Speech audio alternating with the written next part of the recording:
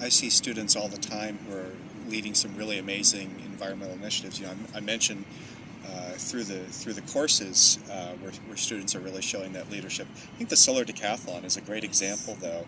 There was, you know, an undergraduate. He was a freshman, Roque Sanchez from New Mexico, and in his first semester, I remember he came to me and he said, you know, Mr. Johnson, my dream is to be in the Solar Decathlon.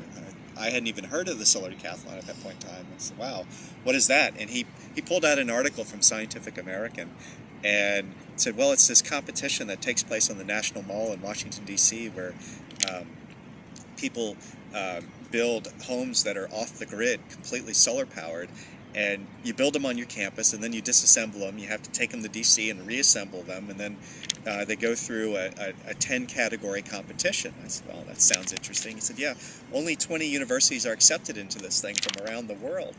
And he said usually they have budgets of $500,000 or $1 million.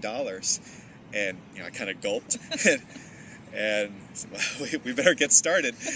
And so I provided him with a few names of people that I thought that he should talk to on campus just to get started.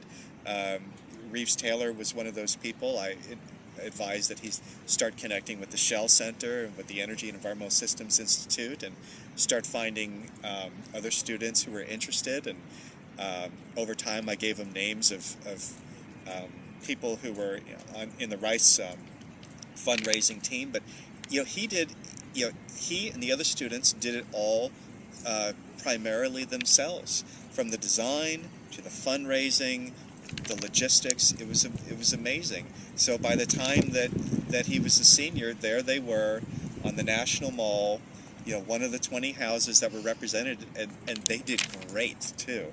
They really performed well. I mean, if that's, you know, I mean, that is student environmental leadership in a nutshell. So you have this, you know, as Elizabeth said earlier, there were 100 some odd students who had touched the project in some way. So now you have 100 students going out into the world who in some way know how to design off-the-grid housing.